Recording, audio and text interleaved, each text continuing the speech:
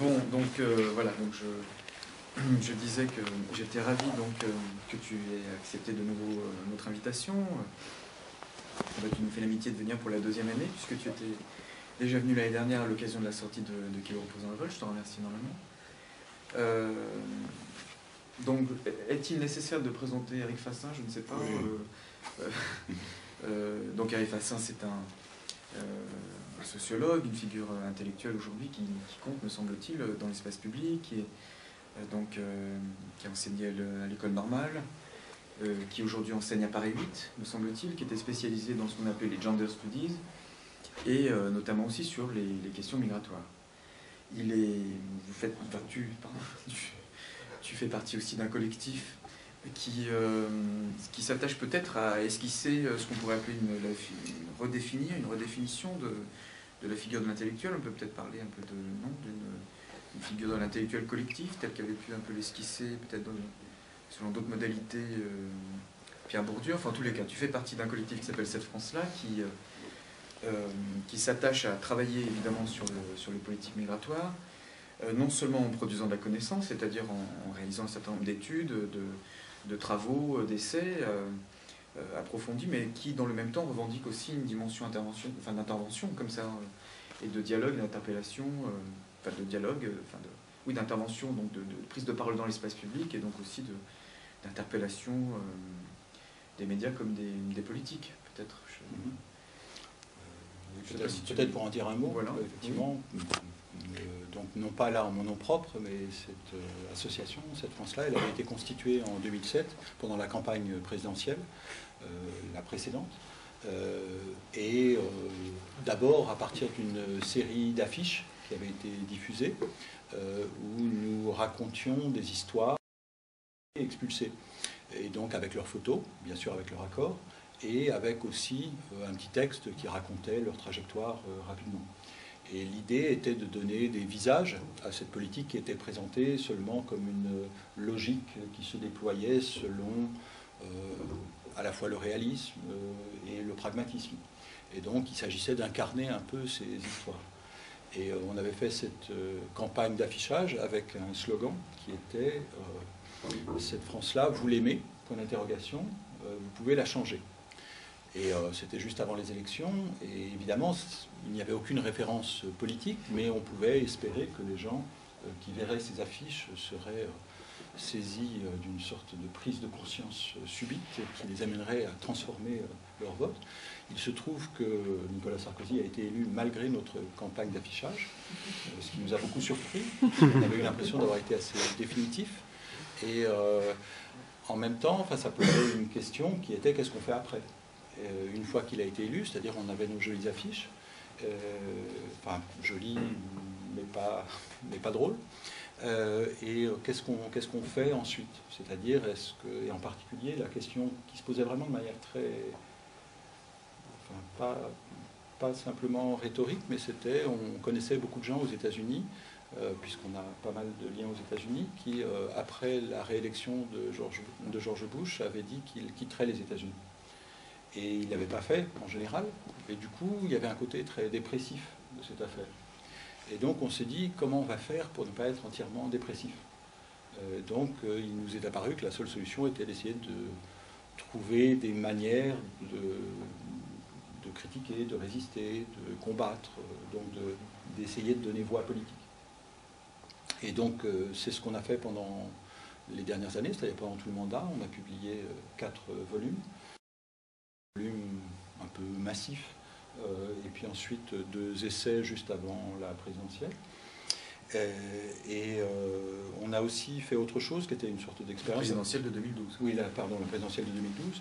Et on a fait aussi autre chose qui était une expérience dont je ne suis pas sûr de savoir bien tirer les leçons, mais qui était de lancer l'idée et ensuite d'organiser un audit de la politique d'immigration avec des élus de la République qui étaient à la fois des députés, des sénateurs et des députés européens, et de différents partis. En gros, l'idée c'était que, au lieu d'avoir les discussions habituelles sur le problème de l'immigration, on voulait constituer la politique d'immigration en problème, c'est-à-dire changer de problème, ce qui était un slogan qui me paraissait porteur, changer de problème. C'est une question que j'avais, pour faire le lien peut-être entre la rencontre de l'année dernière et celle de cette année, qui est marquée par un changement de gouvernement. J'avais envie, pour faire le lien peut-être, qu'on revienne un instant justement sur cette question du problème. L'immigration est-elle un problème? Changeons de problème. L'année dernière, tu avais bien, enfin, tu avais, je crois, exposé en des termes extrêmement clairs comment fondamentalement l'immigration n'est pas forcément un problème, mais qu'il faut pour un certain nombre de personnalités politiques et de partis politiques faire de l'immigration un problème. Et que donc, et c'est ce à quoi on assistait notamment lorsque Nicolas Sarkozy était président, il y avait à chaque fois à charge pour notamment des ministres de l'immigration de problématiser, de trouver un angle d'attaque nouveau pour problématiser et faire de l'immigration un problème. Alors est-ce que tu pourrais peut-être revenir là-dessus, un peu préciser, de façon à ce qu'ensuite on puisse peut-être... D'abord, effectivement, enfin, j'oscillerais entre parler en mon nom propre et, sinon le porte-parole, mais du moins partie prenante de cette France-là, et finalement, peu importe si c'est moi ou si c'est nous, etc. Mais en tout cas, ce que je voudrais dire, c'est que la question du problème, qu'est-ce que c'est qu'un problème, c'est pas seulement sur l'immigration. Il me semble que c'est vrai en général. C'est-à-dire que la politique, c'est de poser des problèmes. Les problèmes ne se posent pas tout seuls. Moi, j'ai l'impression que le jour où j'ai compris que les problèmes ne se posaient pas tout seuls, qu'il fallait qu'il y ait des gens qui les posent, j'ai un peu mieux compris comment marchait la politique.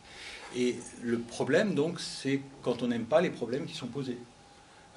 Et que donc, on trouve qu'il faudrait poser d'autres problèmes. Et donc, il ne s'agit pas de dire que c'est des faux problèmes, simplement, ce n'est pas les problèmes qui m'intéressent. J'aurais envie qu'on change de problème. Donc, par exemple, il nous paraissait intéressant que sous Nicolas Sarkozy, il y avait un ministère de l'immigration. Il n'y avait pas, par exemple, de ministère du chômage. Autrement dit, ça voulait dire que l'immigration était plus un problème que le chômage, pour le dire simplement.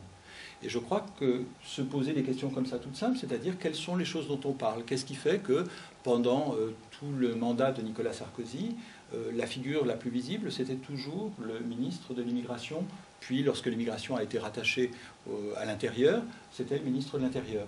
Et du coup, d'ailleurs, ça nous aide à voir qu'il y a une certaine continuité, puisque la figure la plus visible du gouvernement actuel, comme vous le savez, c'est Manuel Valls, ministre de l'Intérieur en charge de l'immigration. Et donc, de ce point de vue-là, il y a une continuité. Avant même de se poser la question de la continuité des politiques, il y a une continuité des problèmes et de l'incarnation de ces problèmes, c'est-à-dire de la représentation. Parce que la politique, c'est de représenter les choses, de nous donner des langages, de nous donner des images à partir desquelles nous essayons d'appréhender la situation. Donc, en fait, ce qui est très frappant, c'est que le problème de l'immigration, il est posé comme une évidence qui ne serait pas politique. Moi, c'est ce qui me frappe beaucoup, c'est que le triomphe politique, c'est d'arriver à poser des problèmes qui n'apparaissent plus comme politiques, qui apparaissent comme des problèmes qui se posent tout seuls. Parce que tant que ce sont des problèmes politiques, on peut se dire, ben voilà, par exemple, la droite dit ceci et la gauche dit cela. Non seulement sur tel sujet, mais surtout, la gauche parle plutôt, admettons, d'éducation. Et la droite parle, admettons, davantage de sécurité. Ça, classiquement, ça peut être un partage des tâches. Et à ce moment-là, on se dit, ben voilà, je comprends que chacun vient avec ses problèmes, et si je vote, je suis amené à choisir quels sont les problèmes qui me paraissent pas forcément les plus importants, mais surtout qui posent les questions que j'ai envie de me poser. Parce que, encore une fois, ça n'est pas un reflet de la réalité, c'est une manière de construire la réalité, c'est une manière de produire une réalité. Donc là, la continuité sur ce problème, on s'aperçoit bien sûr qu'elle s'inscrit dans une histoire longue, enfin longue, plus longue que les 2 derniers mandats. Moi, j'avais été frappé à la fin des années 1980 par le fait que le Nouvel Observateur avait publié un sondage et était assez horrifié par les réponses. On demandait aux gens quel est le parti le mieux placé pour s'occuper du problème de l'immigration. Et la réponse, c'était le Front National. Et très franchement, si on vous posait la question, étant donné le problème de l'immigration, qui est le mieux placé, j'espère que vous répondriez le Front National. Parce que, en fait, si on accepte l'idée que l'immigration est un problème et que c'est le problème qu'il faut régler, eh bien, c'est le parti qui a, depuis le début, défini que c'était un problème, qui me paraît le mieux placé pour le régler, c'est-à-dire pour l'entretenir. non pas pour s'en débarrasser, puisque poser un problème, c'est pas vouloir régler un problème.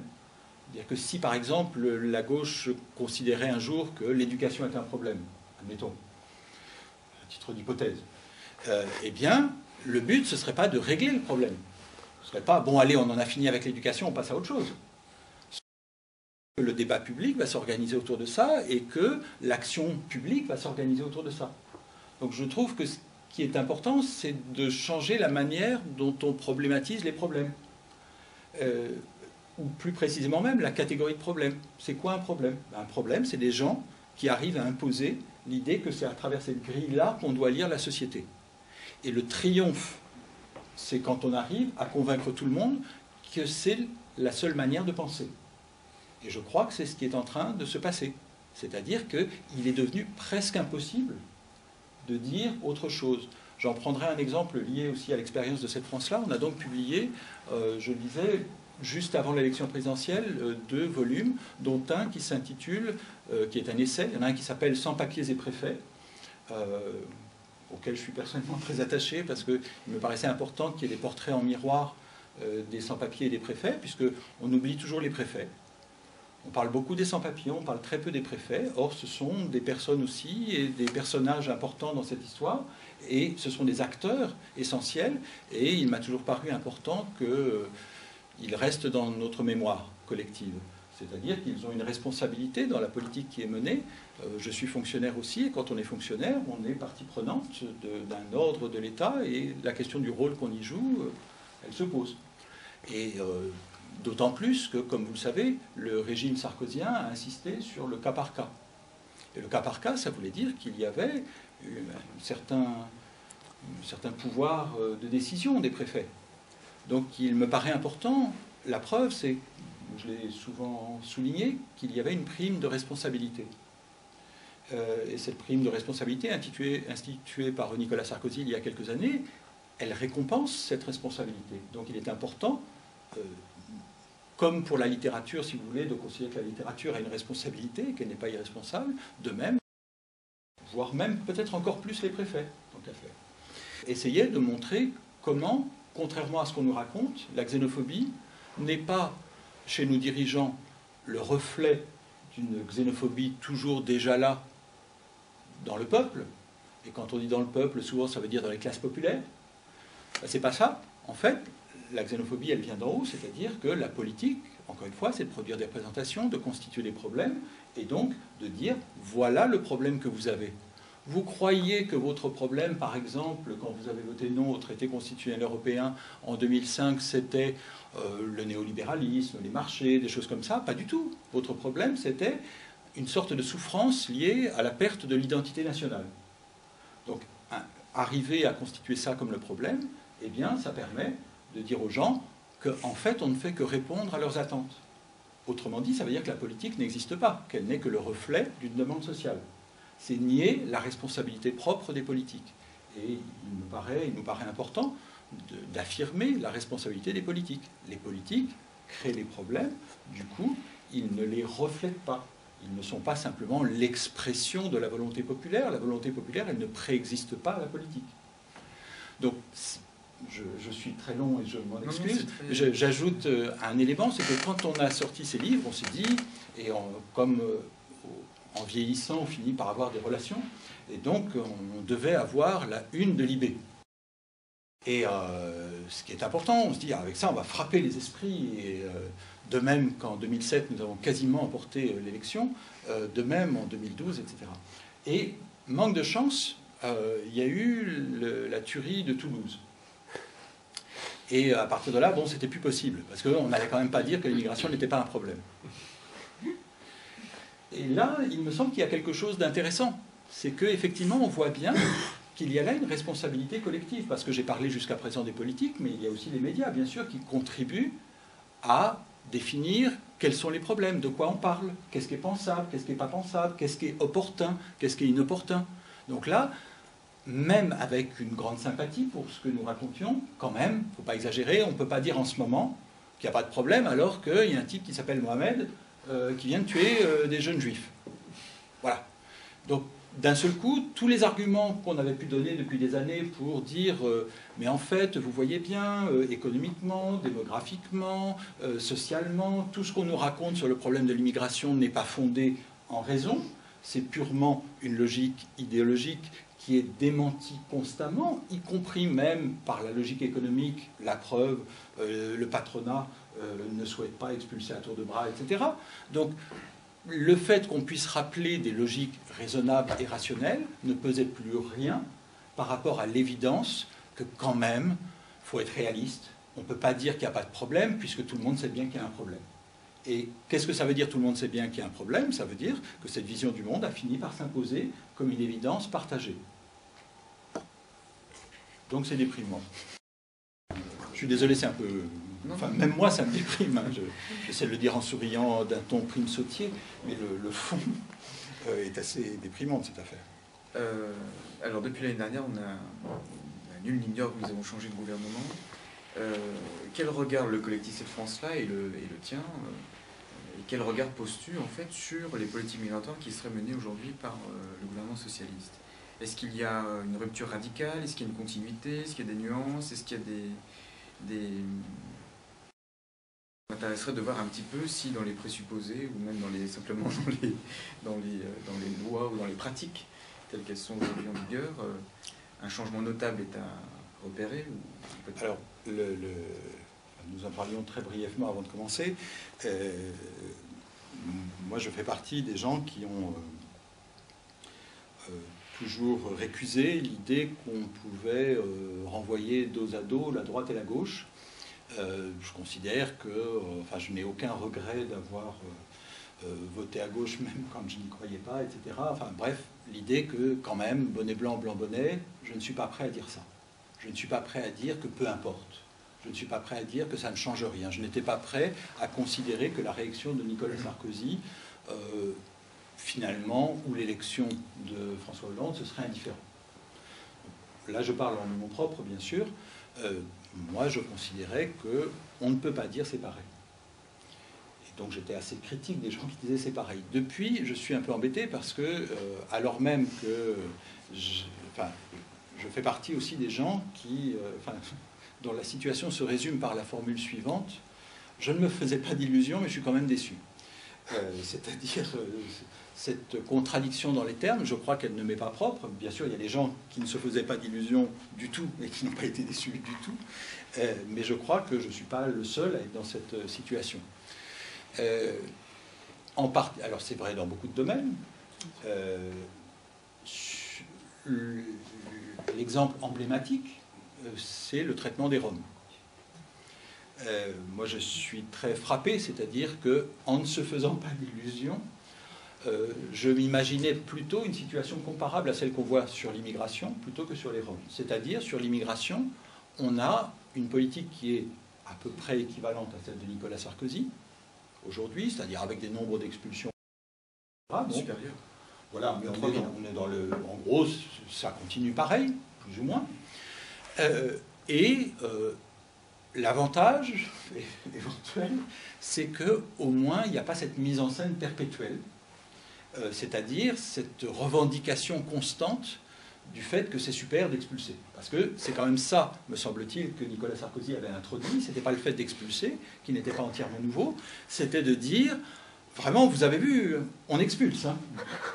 C'est-à-dire une sorte de jouissance qui me paraît problématique. C'est-à-dire, je ne veux pas dire que les expulsions soient sans importance, mais rajouter par-dessus cette logique le spectacle des expulsions, comme ce qui s'est joué à Calais précisément, c'est-à-dire le spectacle du démantèlement de la jungle, etc. La mise en spectacle de cette politique rajoutait une violence à la violence, me semble-t-il. Donc je m'attendais à ce qu'il se passe quelque chose comme ce qui se passe sur l'immigration, c'est-à-dire la même chose sans le spectacle. Et je crois que c'est à peu près ce qu'on a sur l'immigration. En revanche, pour les Roms, on a eu le spectacle aussi. Et là, il y a quelque chose, je trouve, de très troublant. C'est-à-dire qu'on est bien obligé de se dire pourquoi, dès l'été 2012, était-il nécessaire pour la gauche de répéter l'été 2010 de Nicolas Sarkozy, qu'elle avait été la première à dénoncer. il se trouve que l'interprétation qui me vient à l'esprit d'abord, et on avait écrit un texte là-dessus avec Michel Fer, qui préside cette France-là, et avec qui je travaille de manière très proche depuis une quinzaine, depuis plus de 10 ans. Non, depuis 20 ans. C'est complètement déprimant, ça aussi. Mais on avait écrit un texte pour suggérer qu'il y avait une coïncidence chronologique cet été qui était intéressante, c'est que l'émergence de la question Rome dans l'espace public coïncidait avec, plus ou moins à quelques jours près, avec la décision du Conseil constitutionnel qui permettait de ne pas soumettre un référendum et donc de ne pas politiser la question du nouveau traité européen de stabilité. Et de ce point de vue-là, il me semblait que c'était une manière pour la gauche de tirer les leçons de 2005 doublement. D'une part, parce que, effectivement, quand on demande aux gens de voter, ils risquent de dire non. Donc, la solution est de ne pas leur demander de voter. Ça, c'était, me semble-t-il, l'aspect le plus évident. Mais il y a aussi la leçon de 2005. Elle avait d'abord été tirée par Nicolas Sarkozy lui-même. Nicolas Sarkozy, 2 semaines après le rejet du traité constitutionnel européen en 2005, était revenu au gouvernement. Le Premier ministre de l'époque, c'était Dominique de Villepin. Et le ministre d'État numéro 2 du gouvernement, c'était Nicolas Sarkozy. Et donc la concurrence pour 2007 s'est jouée à ce moment-là. Et Nicolas Sarkozy a pris l'avantage, à ce moment-là, contre Dominique de Villepin, pourtant Premier ministre, parce qu'il présidait l'UMP et que 2 à 3 semaines après ce vote, il avait organisé une convention de l'UMP sur l'immigration, où il avait présenté la politique d'immigration comme une réponse, comme la réponse au non du traité constitutionnel européen. C'est-à-dire, c'était son « je vous ai compris ». C'était que si les gens avaient voté non, c'était parce qu'ils avaient l'impression de ne plus avoir de choix et parce qu'ils avaient l'impression de ne plus être protégés.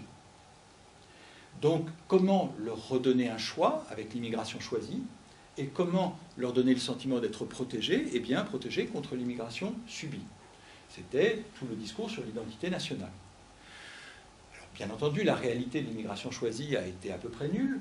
Donc, ce qui en est resté, c'est la catégorie d'immigration subie. Et la catégorie d'immigration subie était une invention très forte de Nicolas Sarkozy, puisqu'elle permettait d'étendre la catégorie du problème.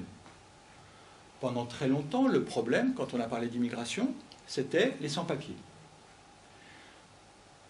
Comme je l'ai souvent souligné, le problème de ce problème, c'est qu'ils ne sont pas si nombreux que ça. C'est-à-dire, les sans-papiers, il y en a 200 000, 300 000, 400 000 sur une population de 60-65 millions d'habitants, c'est pas beaucoup. La comparaison pertinente, c'est les États-Unis, 11 ou 12 millions de sans-papiers, il y en a moins depuis Obama, donc on est plutôt passé de 12 à 11. Disons 11 millions de sans-papiers pour une population 5 fois plus importante que celle de la France. Bah, vous voyez, ça voudrait dire qu'en France, il y en aurait, allez, disons 2 millions. On en est loin. Donc comment se fait-il que l'immigration clandestine, entre guillemets, c'est-à-dire les sans-papiers, ait occupé le débat public? Bah, il a fallu tout un travail pour entretenir ce problème. Parce que si les gens commençaient à se dire finalement il n'y en a pas beaucoup, et d'ailleurs en plus ils ne me gênent pas, etc., ils gardent les enfants. Voilà, ils gardent les enfants, ils construisent des immeubles, etc. Bon, on pourrait se dire, après tout, parlons d'autre chose. Et là, l'innovation de Nicolas Sarkozy, c'était d'étendre la catégorie en ne parlant plus seulement des sans-papiers. Avec la catégorie d'immigration subie, il incluait toute une immigration légale, voire même une immigration de droit. Cette immigration légale, c'était en particulier dans le cadre du regroupement familial. Et aussi avec les mariages binationaux, dont vous savez qu'ils sont de plus en plus devenus un problème.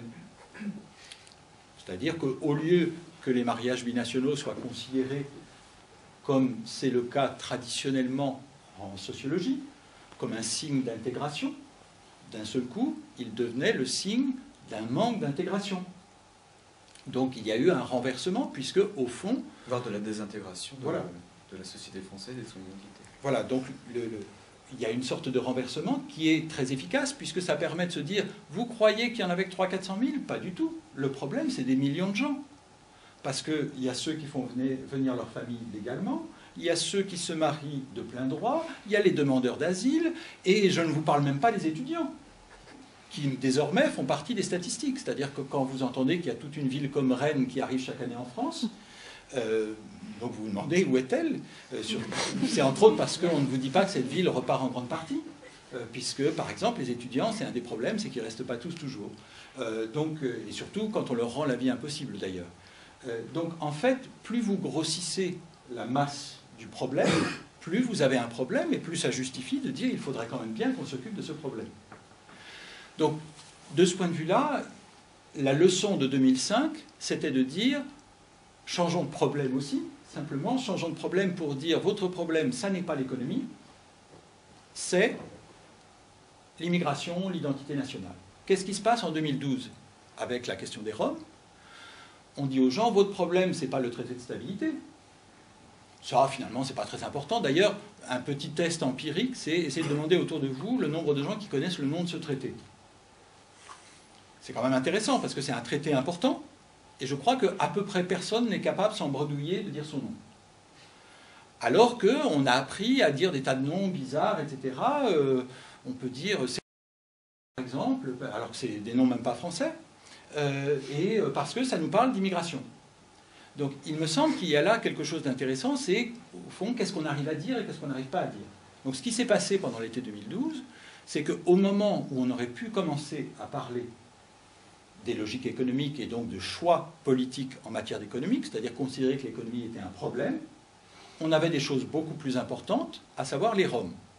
Mais les Roms, c'est un exemple particulièrement intéressant parce que, je vous disais tout à l'heure, les sans-papiers, le problème c'est qu'il n'y en a pas tant que ça.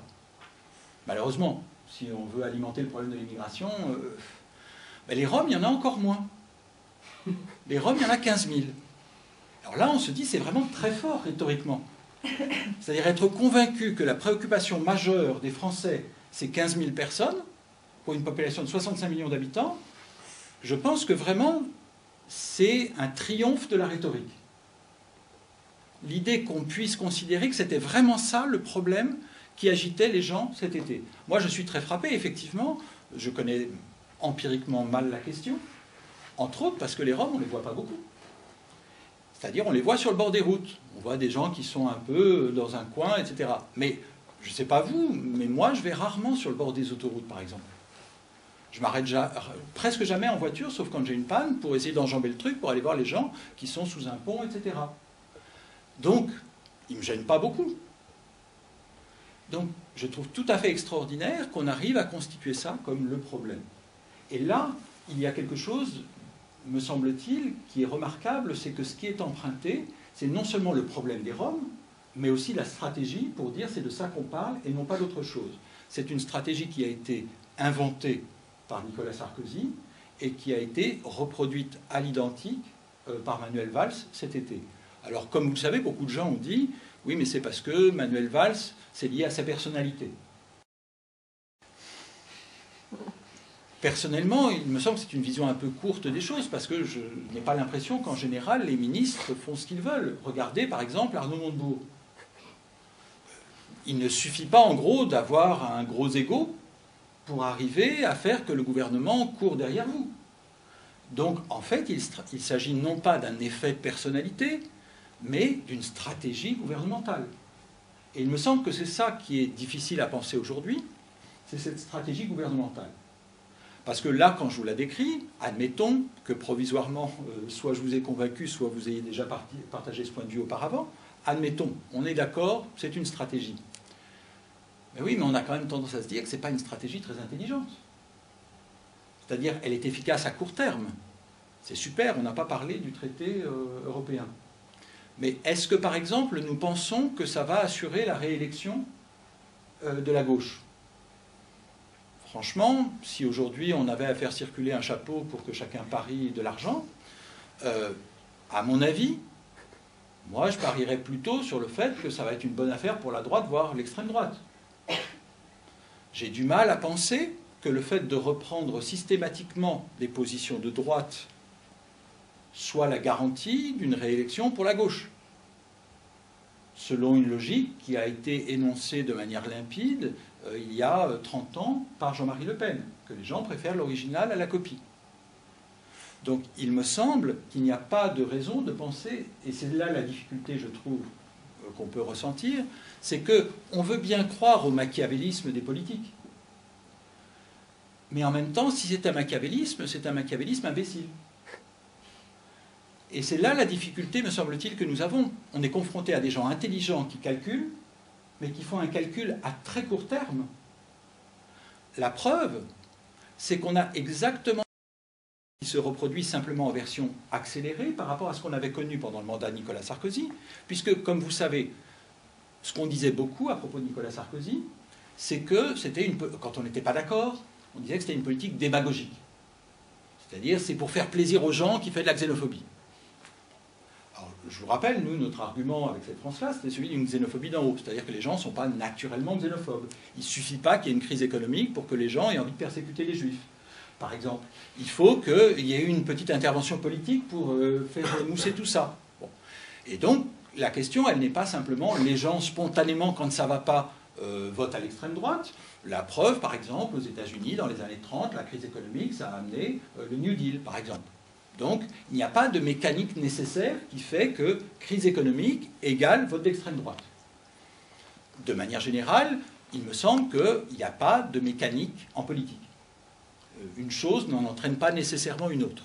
Donc, il y a de la politique. C'est-à-dire que la politique, ça veut dire que ce n'est pas joué. Donc, ça veut dire aussi qu'il y a une responsabilité des politiques. Quand on regarde ce qui s'est passé, quand on voit cette continuité de Nicolas Sarkozy à François Hollande, ce qui est très frappant, c'est que ça n'a pas été, sous Nicolas Sarkozy, une politique populaire. C'est-à-dire que plus on sortait le débat sur l'identité nationale, sur l'islam, etc., plus les codes de popularité descendaient. Or, on nous dit que les politiques n'arrêtent pas d'acheter des sondages. C'est bien qu'ils y croient.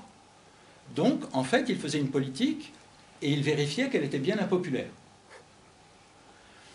Alors, c'est intéressant parce qu'on pourrait se dire, là, c'est quand même un peu irrationnel. On veut bien accuser les politiques d'être démagogiques, de ne faire les choses que pour être populaires, mais ne faire les choses que pour être impopulaire, ça demande un vrai courage. C'est-à-dire être xénophobe pour gagner les voix des électeurs, d'accord, et perdre. Il faut vraiment y croire. Et ce qui est intéressant, c'est qu'il se passe la même chose aujourd'hui. Ce que fait François Hollande, eh bien, ça se traduit dans les sondages par une baisse effrénée. Certes, Manuel Valls monte, mais je vous rappelle que ce n'est pas lui le président de la République, ce n'est pas lui le Premier ministre. Donc en fait, cette politique, elle profite dans les sondages à Manuel Valls. Pourquoi? Pour une raison simple, c'est qu'à partir du moment où on a dit c'est ça le vrai problème, eh bien, c'est la même réponse qu'au sondage du Nouvel Observateur à la fin des années 80. Une fois qu'on s'est donné un problème, qui est le mieux placé pour le résoudre? C'est-à-dire pour l'entretenir. Le fait que les politiques soient machiavéliques, ça, en gros, au bout de 1 ou 2 ans d'études, on a fini par comprendre que c'était une logique qui pouvait marcher. Mais on ne nous avait pas expliqué qu'ils étaient machiavéliques à rebours. C'est-à-dire tout faire pour ne pas être réélu. Et là, il me semble qu'il y a un cas d'école intéressant. Donc ça pose un problème quand on essaie non seulement d'interpréter, c'est-à-dire par exemple de jouer le sociologue, ou le politiste, ou je ne sais pas quoi, mais aussi quand on essaie d'avoir une action politique. Parce que de quelle arme dispose-t-on pour espérer que ça change? C'est une chose de savoir qu'on ne peut pas faire appel à la raison, c'est-à-dire dire « mais je vous assure, économiquement, démographiquement, etc., il n'y a pas de problème, etc. » Bon. Ça, une fois qu'on a compris que la raison ne joue pas un rôle très important dans la détermination des politiques, très bien. Mais après, on se dit, moi, je suis machiavélique, et donc je vais leur parler de leur intérêt électoral. Eh bien, non plus. Et donc, la question de savoir quels sont les bons arguments commence à devenir problématique. Et il se pourrait bien que ce ne soient pas les arguments qui fassent changer les gens. Que la question des rapports de force soit évidemment beaucoup plus décisive. Et c'est là que ça pose un problème pour cette France-là, c'est comment on fait la suite. C'est-à-dire, en fait, si on ne se dit pas qu'on se résigne à tout ça, c'est-à-dire si on ne se résigne pas à la dépression qui menace, parce que c'est bien ça l'enjeu, c'est-à-dire que si la droite et la gauche disent la même chose, après tout, autant rester chez soi et se dire que la politique est décevante, et finalement se dire, moi j'ai la chance, très franchement, je suis fonctionnaire. Le chômage, ça ne me touche pas. Donc, en fait, il me semble qu'il y a une tentation très forte pour beaucoup de gens, qui est celle de l'égoïsme. De se dire, puisque mon action politique ne marche pas, puisque la raison n'a pas de prise, puisque l'indignation finit par s'émousser, etc., je ferais mieux de rester chez moi et de faire des confitures. Ce qui est... Non, mais moi, je voudrais revenir sur un point. J'aimerais avoir une petite précision. Puisque les politiques qui sont menées aussi bien par la droite que par la gauche en matière migratoire, notamment avec l'exemple des Roms, ce que tu viens d'expliquer, notamment par rapport à l'exemple des Roms, n'est pas payant électoralement, quel est le sens profond alors de ces politiques-là? C'est-à-dire que c'est là où ça devient quelque chose de bien plus problématique et extrêmement grave. C'est-à-dire que c'est plus du tout une instrumentalisation démagogique de tel ou tel aspect pour de petites fins politiciennes. C'est que véritablement ça met en jeu non seulement des visions du monde, mais enfin, un certain nombre de présupposés politiques extrêmement forts. En gros, tu parlais de xénophobie d'en haut, ça montre qu'en fait, je dirais pas sans racine, mais enfin est extrêmement présent maintenant une idéologie, des idées, donc des conceptions du monde qui sont extrêmement graves. Oui, enfin, sur la gravité, je n'ai aucun doute. Sur le mécanisme, c'est là... Enfin, d'abord, hein, enfin, très franchement, enfin, ce que je voudrais dire aussi, c'est que je trouve difficile de tirer les conclusions de ce que je crois constater et que j'essaie de décrire. C'est-à-dire, admettons encore une fois que j'ai raison, du coup, on fait quoi ? Et on fait quoi intellectuellement, mais on fait quoi politiquement? Et je ne suis pas très clair là-dessus, je le dis bien volontiers, je le regrette. J'aimerais bien avoir un programme, mais on essaie d'y réfléchir. Mais voilà, donc je ne me sens pas du tout assuré, ni dans l'interprétation, ni dans les conséquences à en tirer. Il me semble que là, ça aide à penser effectivement en sortant d'une illusion qui est que les politiques se déterminent en fonction de leurs intérêts. Autrement dit, il y a des croyances. Ce qu'on sait bien par ailleurs. Hein. Et ces croyances, ça ne veut pas dire, à mon sens, que, je ne sais pas, François Hollande est xénophobe. Je ne pense pas que ce soit ça la question. Je suis même relativement prêt à croire que Nicolas Sarkozy n'était pas particulièrement xénophobe. Bon, peut-être que si quand même. Mais en tout cas, ça n'est pas nécessaire, me semble-t-il, à la compréhension des choses. C'est-à-dire que s'il n'y avait que les gens xénophobes qui menaient des politiques xénophobes, ça irait plutôt bien. Le problème, c'est qu'il y a des tas de gens pas du tout xénophobes, très antiracistes, etc., qui mènent des politiques qui sont, de fait, xénophobes et racistes. Donc, c'est ça la difficulté. Mais si c'était pour avoir un peu, si c'était à la rigueur pour obtenir un gain. Voilà, non, mais c'est bien sûr. Mais là, c'est l'inverse. Non, mais du coup, c'est là qu'il me semble que le gain qu'ils y voient, c'est qu'on ne parle pas de l'économie. Et du coup, le problème ne fait qu'être déplacé. C'est-à-dire, pourquoi ils croient qu'il faut qu'on ne parle pas d'économie? Et là, il me semble qu'on sort aussi de la rationalité, mais on est plutôt dans une sorte de croyance, et cette croyance, elle a à voir avec des effets d'hégémonie idéologique. C'est-à-dire que qu'est-ce qui s'est passé, me semble-t-il, idéologiquement depuis les années 80? C'est que, au fond, quand on entend tout le temps parler de droite décomplexée, l'envers de ça, c'est bien sûr la gauche complexée. Il n'y a pas de droite décomplexée sans une gauche complexée. Et il n'y a pas de droite éhontée sans une gauche timorée. C'est comme ça que ça marche. Parce que l'enjeu, c'est que s'il y avait face à la droite décomplexée une gauche décomplexée, eh ben, la droite ne serait plus décomplexée. Donc il me semble que là, la question, c'est la question gramscienne, me semble-t-il, c'est-à-dire d'arriver à imposer ses idées. Et là-dessus, je crois que la grande bataille idéologique depuis les années 70 a été gagnée par la droite. On l'a vu aux États-Unis. Pour prendre une comparaison, ce qui était très frappant, c'est l'arrivée au pouvoir de Barack Obama, qui avait le moyen, à la faveur de la crise, de proposer des politiques alternatives, et qui a choisi de reconduire des gens qui avaient travaillé sous Clinton pour mener l'économie. C'est-à-dire, les gens même qui avaient mis en place la politique néolibérale qui était en crise étaient censés remédier au problème. Comment est-ce possible? On peut se dire, c'est parce qu'au fond, c'est un type modéré, voire conservateur, etc. C'est possible. Mais en tout cas, il me semble que c'est parce que l'idée qu'il est raisonnable d'être de ce côté-là est partagée. Et je crois que la grande difficulté, c'est de faire entendre que le raisonnable n'est pas forcément rationnel. C'est-à-dire le raisonnable, c'est le sens commun d'aujourd'hui, et le sens commun d'aujourd'hui, ce ne sera pas le sens commun de demain. Et ça, c'est très difficile de le faire entendre, puisque ça veut dire qu'il faut se placer du point de vue de demain. Or, la politique se place uniquement du point de vue d'aujourd'hui. Et c'est ça la grande difficulté, c'est d'introduire une temporalité un peu différente. C'est-à-dire de faire entrevoir que le monde ne sera pas toujours comme il est aujourd'hui. Pour ma part, c'est une rhétorique que j'ai essayé de beaucoup utiliser dans des différentes interventions, c'est d'essayer, par exemple, de se projeter dans l'avenir, y compris de laisser entrevoir, et c'est vrai sur d'autres sujets d'ailleurs, pas seulement sur les questions d'immigration, etc. Pour ma part, j'ai été amené à proposer ce genre d'analyse aussi bien sur les questions d'homophobie.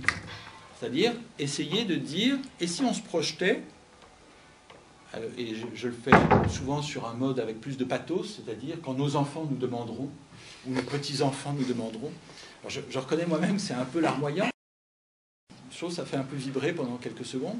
Donc, quand nos petits-enfants nous demanderont pourquoi nous défendions une politique xénophobe, par exemple, il me semble que c'est une question qu'il est très difficile de se poser parce qu'on n'arrive pas à se dire qu'il y aura une mémoire de ce qui est en train de se passer.